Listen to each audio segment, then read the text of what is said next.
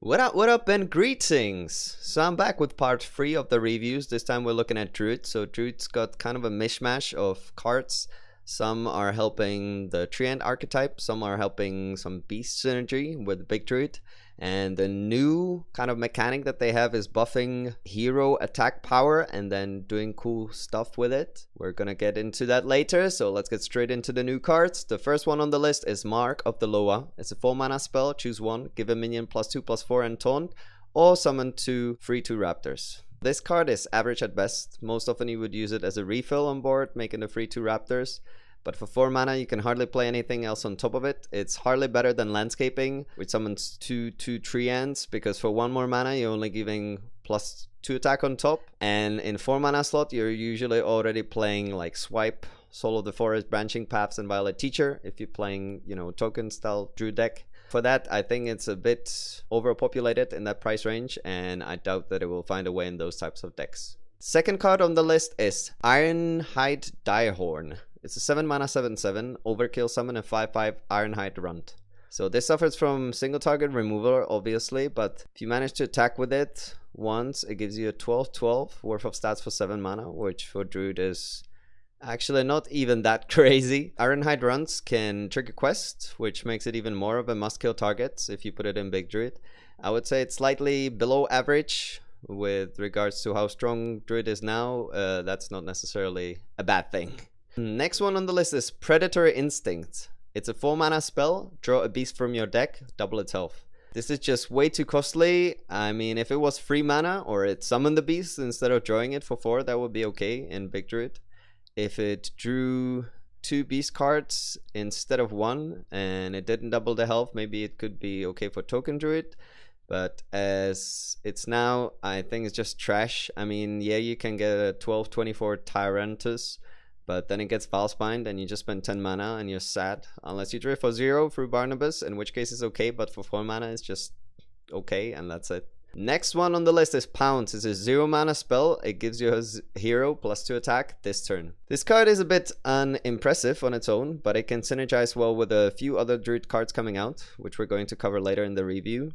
Like the other 2 0-mana spells for Druid, Innervate and Moonfire, it requires other cards to get any decent value and not to trade 2 for 1.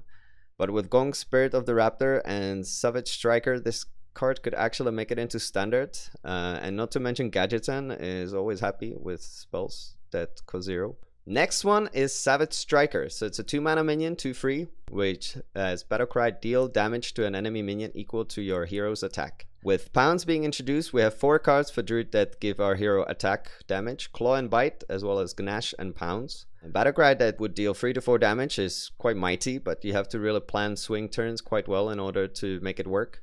And you might also not necessarily want to play both cards on the same turn, or always have the mana for it. It might, however, help to spring some sort of mid-range type of Druid. If you try to push for early board presence and then use cards like Nourish and Branching Paths to refill your hand later and look for bigger threats to put on board, it might work. Just have to see how it works with the other ones. The next one on the list, Gonk the Raptor. It's a 7-mana 4/9 beast. After your hero attacks and kills a minion, it may attack again. So that's another card that synergizes with the 2 previously covered cards, as well as the Spirit card.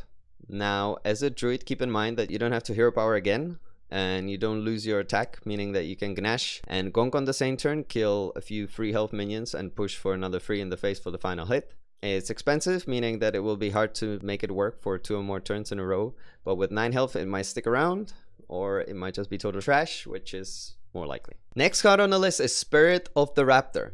So it's a 1-mana 0/3, still for 1 turn, like all of the other ones.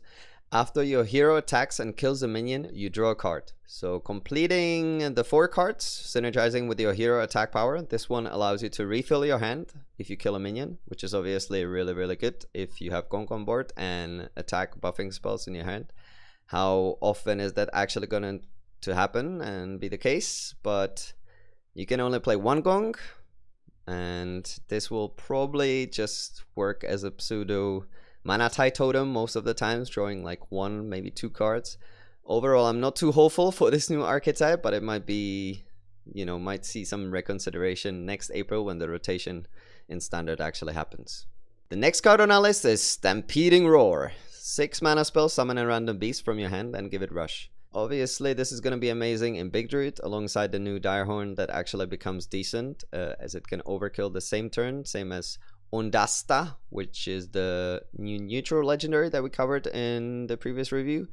And it summons another beast from your hand, meaning that you can get close to like 20/20 stats on the board for 6 mana if you summon a Tyrantus, which I would say it's pretty good. I think this is probably top 2, top 3 card that Druid's got this expansion.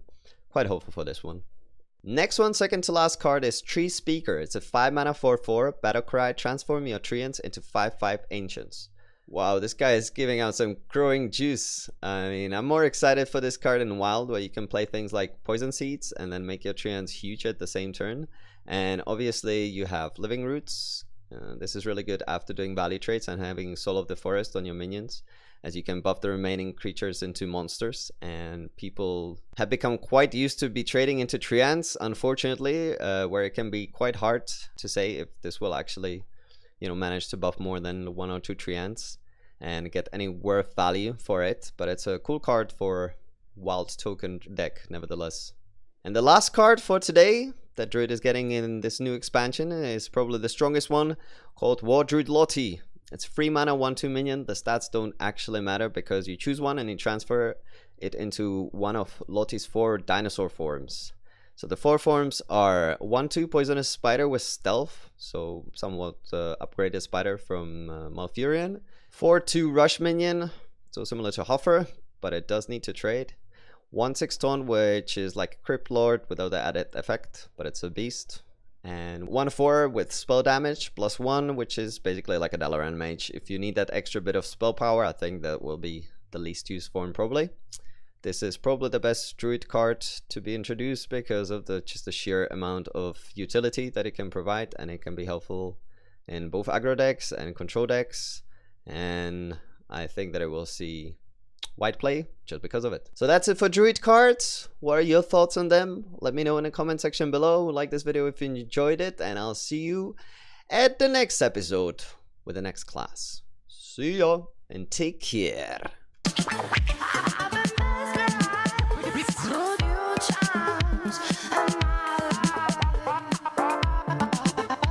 I've been